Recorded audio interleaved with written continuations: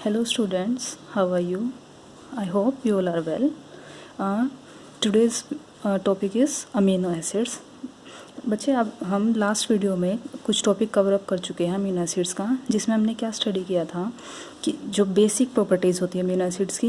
Then हमने उसके बाद स्टडी किया था नोमेनक्लेचर, फिर उसके बाद हमने स्टडी किया था क्लासिफिकेशन कि किस टाइप से अमीनो एसिड्स को क्लासीफाई किया जाता है। सबसे पहले हमने कैटेगराइज किया था उनको असेंशियल नॉन असेंशियल के बेसिस पे।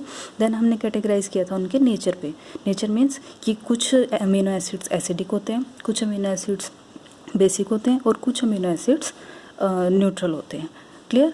तो उसके बाद अब हमारा जो नेक्स्ट टॉपिक आता है नेक्स्ट टॉपिक आता है हमारा acid base behaviour of amino acid. Clear बच्चे, देखो हमने लास्ट टॉपिक में ये भी पढ़ा था कि जो अमीनो एसिड्स है वो ज्यूट्राइन की फॉर्म में एग्जिस्ट करते हैं। ज्यूट्राइनिक फॉर्म किस टाइप की होती है, जिसमें क्या होता है डाइपोलर स्ट्रक्चर होता है। डाइपोलर मीन्स जो अमोनिया है वो किस फॉर्म में एग्जिस्ट करता है, अमोनियम आयन की फॉर्म में एग्जिस्ट करता है जो, ठीक है। और जो कार्बोक्सिलिक ग्रुप है वो किस फॉर्म में एग्जिस्ट करता है, कार्बोक्सिलेट आयन की फॉर्म में एग्जिस्ट करता है।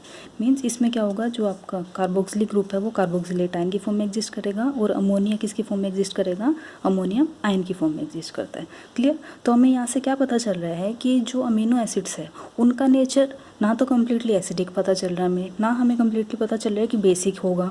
तो इस वजह से हमें ऐसा लगता है कि जो अमीनो एसिड्स होते हैं उनका नेचर किस टाइप का होगा, एम्फोटेरिक नेचर का होगा। मीन्स अगर उनके अंदर एक भी अमीन ग्रुप एक्स्ट्रा आ जाएगा तो किस टाइप का नेचर शो कर देंगे, वो बेसिक अमीनो एसिड्स का नेचर शो कर देंगे। अगर एक भी कार्बोक्सिलिक ग्रुप आ जाएगा तो वो किस टाइप का नेचर शो करेंगे, बेसिक ग्रुप का नेचर शो करेंगे। अगर कार्बोक्सिलिक ग्रुप ज़्यादा आ जाएगा तो किसका नेचर शो करेंगे, वो एसिडिक ग्रुप शो करेंगे। लेकिन अगर हम यहाँ पर देखें तो इसमें एक एसिडिक ग्रुप है और एक बेसिक ग्रुप प्रेजेंट है। तो यहाँ से हमें क्या आइडिया लगता है कि जो ज्यूट्राइन की फॉर्म है, जो ज्यूट्राइनिक स्ट्रक्चर है, उसमें उसका नेचर किस टाइप का है, एम्फोटेरिक इन नेचर है।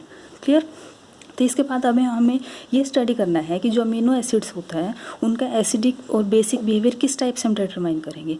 क्लियर। तो इसके लिए हमें क्या स्टडी करना है, हम क्या करते हैं, जो अमीनो एसिड्स होते हैं, अमीनो एसिड्स कि कोई भी अगर हमें कंपाउंड है उसका एसिडिटी बेसिसिटी चेक करने के लिए हम क्या करते हैं, हम एसिडिटी कांस्टेंट निकालते हैं, दैट इज़ के निकालते हैं हम हमेशा। तो उसके लिए हम क्या करेंगे, सबसे पहले ज्यूट्राइन लेके चलेंगे, उसकी एक्वा सोल्यूशन के अंदर रिएक्शन करवाएंगे। एक्वा सोल्यूशन का मतलब वाटर लेके चलेंगे। हमें पता है कि वाटर किस फॉर्म में एग्जिस्ट करता है, इस फॉर्म में एग्जिस्ट करता है।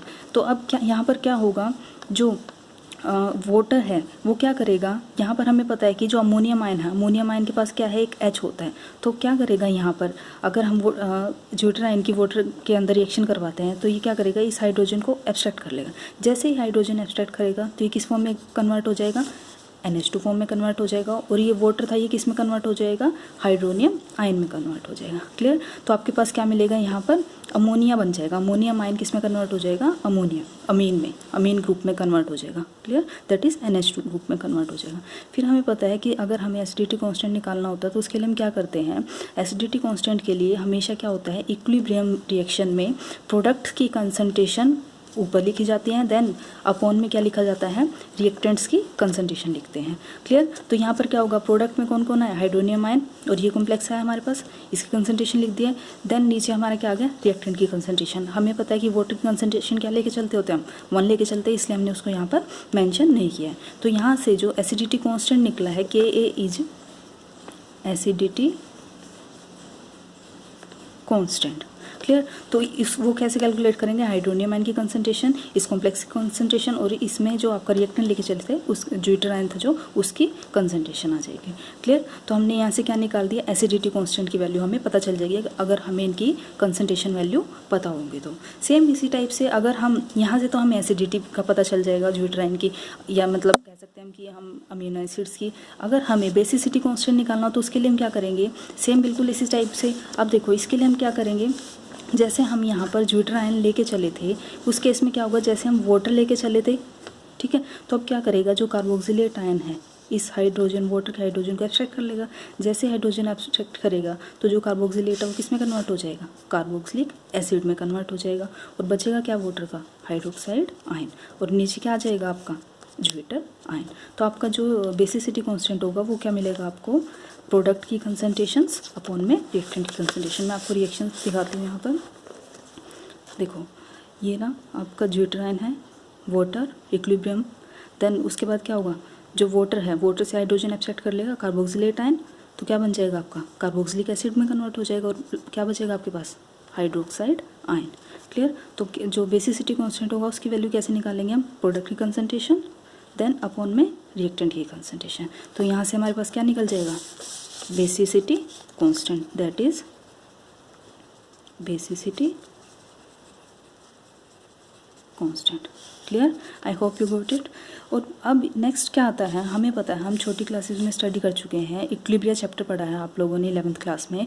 उसमें हमें पता है कि अगर हम एसिडिटी कांस्टेंट और बेसिसिटी कांस्टेंट का प्रोडक्ट करते हैं तो वो हमेशा किसके इक्वल आता है, 1 × 10⁻⁻14 के। तो यहाँ से हम क्या कंक्लूड कर रहे हैं, अगर हमें कोई भी कंपाउंड दिया हुआ है, अगर हमें उसका एसिडिटी कांस्टेंट की वैल्यू दे दे, ठीक है, तो उसके बाद अगर हमें वो कहता है कि इसके बेसिसिटी कांस्टेंट बताओ, तो उसके लिए हम क्या करेंगे, हमें पता है के अगर गिवन होगा तो उसके लिए क्या करेंगे, अगर हमें के भी निकालना होगा तो क्या करेंगे, 10⁻⁻14 अपॉन में के। तो हमारी किसकी वैल्यू निकल आ जाएगी, के बी की। सेम इसी टाइप से अगर के ए गिवन होगा तो, और हमें अगर के ए निकालना होगा और के बी गिवन होगा तो हम क्या करेंगे, के ए इज इक्वल टू 10⁻⁻14 अपॉन में के बी। क्लियर। तो यहाँ से हम क्या निकाल सकते हैं, अगर हमें एक वैल्यू गिवन हो, एक कांस्टेंट की वैल्यू गिवन हो, तो हम उसका क्या निकाल सकते हैं, अगर बेसिसिटी कांस्टेंट दिया होगा तो हम एसिडिटी कांस्टेंट निकाल सकते हैं, अगर एसिडिटी दिया होगा तो हम बेसिसिटी निकाल सकते हैं। क्लियर, आई होप आपको समझ आया होगा। एक एग्जाम्पल देख लेते हैं, जैसे अगर हमें ग्लाइसिन का एसिडिटी कांस्टेंट दे रखा है 1.6 × 10⁻⁻10, तो अगर हमें इसका, हमें पता है, देखो हमें ये बात पता है कि अगर एसिड होता है, एसिड का काम क्या होता है, H पॉजिटिव डोनेट करना। जैसे H पॉजिटिव डोनेट करेगा तो यहाँ पर क्या मिल जाएगा, हमें उसका कॉन्जुगेट बेस मिल जाएगा। सेम इसी टाइप से अगर बेस है, बेस क्या करेगा, H पॉजिटिव एक्सेप्ट करेगा तो क्या मिल जाएगा, हमें कॉन्जुगेट एसिड मिल जाएगा। क्लियर। तो अगर हमें कोई एसिड दे रखा है, उसका के वैल्यू दे रखा है, और हमें इसी क्या, अगर इसके कॉन्जुगेट बेस की K B that is basicity constant निकालना है, तो हम क्या फॉर्मूला लगाएंगे, K A into K B is equal to 1 × 10⁻⁻14। तो यहाँ से हमारा क्या निकल जाएगा, बेसिसिटी कांस्टेंट की वैल्यू निकल जाएगी। क्लियर। देखो अब यहाँ पर एसिडिटी कांस्टेंट की वैल्यू दे रखी है के 1.6 × 10⁻⁻10। अगर हमें इसी की, जो आपका अमीनो एसिड दे रखा है ग्लाइसिन, अगर हम उसकी बेसिसिटी निकालनी है, बेसिसिटी कांस्टेंट निकालना है, तो उसके लिए हम क्या करेंगे, 10⁻⁻14 अपॉन में के। तो वो आपका क्या निकल जाएगा, बेसिसिटी कांस्टेंट। सेम इसी टाइप से अगर हमें कोई कंपाउंड दे रखा है, कोई अमीनो एसिड है, उसका के भी दे रखा है, तो हम के ए निकालना होगा तो क्या करेंगे, के ए इज इक्वल टू 10⁻⁻14 अपॉन में के बी। क्लियर। तो आपका क्या वैल्यू निकल जाएगी, एसिडिटी कांस्टेंट की वैल्यू निकल जाएगी। क्लियर। तो जो ये हमारी वैल्यूज़ निकल रही है, अब यहाँ से क्या कर सकते हैं हम, जो एक्चुअल वैल्यूज़ होती है हमारे डाटा से, जो ऑलरेडी हमने उस सिमिलर कंपाउंड्स की जो वैल्यू कैलकुलेट की होती है ऑलरेडी, तो हम क्या कर सकते हैं, इसी टाइप से इन वैल्यूज़ को उनसे कंपेयर करके वेरीफाई कर सकते हैं कि जो हमारी के बी की वैल्यू निकली है वो एग्जैक्टली ट्रू है या नहीं है। Clear, I hope you got it.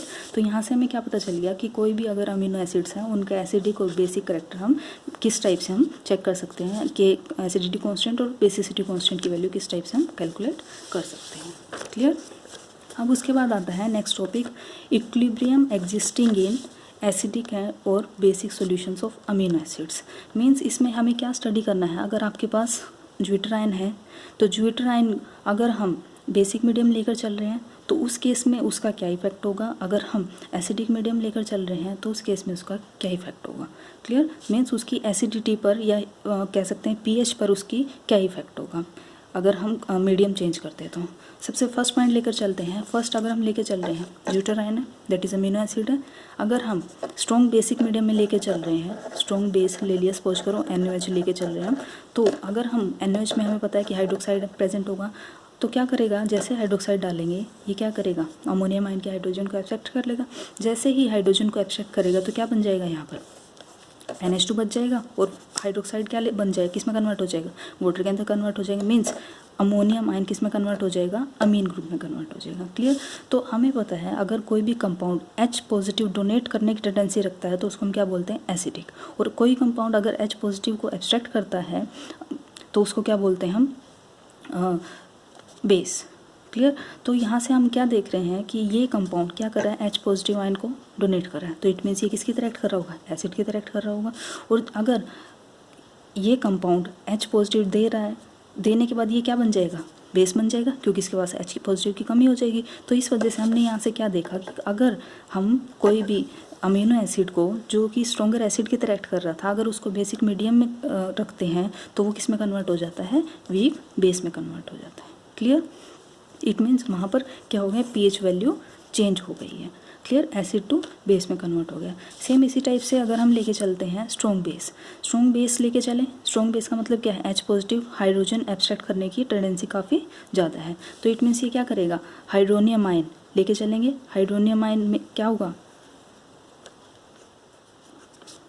जो कार्बोक्सिलेट आयन है वो क्या करेगा, इसके H पॉजिटिव आयन को एब्स्ट्रैक्ट कर लेगा। तो जैसे ही H पॉजिटिव आयन को एब्स्ट्रैक्ट करेगा तो जो कार्बोक्सिलेट आयन था वो किस में कन्वर्ट हो जाएगा, कार्बोक्सिलिक एसिड में कन्वर्ट हो जाएगा। और जो हाइड्रोनियम आयन था, हाइड्रोनियम आयन किस में कन्वर्ट हो जाएंगे, वाटर के अंदर कन्वर्ट हो जाएगा। ठीक है। तो हमने यहाँ से क्या देखा कि जो आप अगर ओरिजिनली आप बेस लेकर चल रहे थे, स्ट्रॉन्ग बेस था, हाइड्रोजन एब्स्ट्रैक्ट करने की टेंडेंसी थी इसके अंदर, तो क्या होगा, जो स्ट्रॉन्ग बेस था वो किस में कन्वर्ट हो जाएगा, एसिड के अंदर कन्वर्ट हो जाएगा। किस मीडियम में, एसिडिक मीडियम में। क्लियर। तो यहाँ से हम क्या देख रहे हैं, जैसे हम मीडियम चेंज करते हैं तो अमीनो एसिड्स क्या करते हैं, अपनी एसिडिक या फिर बेसिक प्रॉपर्टीज़ को चेंज कर लेता है। क्लियर। आई होप आपको अच्छे से समझ आ गया होगा। देन उसके बाद आता है, अगर हम इन्हीं रिएक्शंस को ओवरऑल स्टडी करें तो हमें क्या पता चलता है। देखो ये आपका ज्विटर आयन है, ज्विटर आयन है। क्लियर। ये ज्विटर आयन है। ज्विटर आयन हमने देखा कि ज्विटर आयन किस में कन्वर्ट हो रहा है, जैसे हाइड्रोजन एब्स्ट्रैक्ट करेगा तो किस में कन्वर्ट हो जाएगा, ये कार्बोक्सिलेट आयन कार्बोक्सिलिक एसिड में कन्वर्ट हो जाएगा। मीन्स ये क्या करेगा, यहाँ पर क्या है हमारे पास अमोनियम आयन है। इस अमोनियम आयन की टेंडेंसी किस टाइप की होती है, कैपेसिटी क्या होती है, H पॉजिटिव डोनेट करने की। और जो H पॉजिटिव डोनेट करता है उसका नेचर किस टाइप का होता है, एसिडिक होता है। सेम इसी टाइप से अगर हम ये देखें कि अगर ये ज्विटर आयन का अमोनियम H पॉजिटिव को दे देता है तो ये किस में कन्वर्ट हो जाता है, NH2 में कन्वर्ट हो जाता है। क्लियर।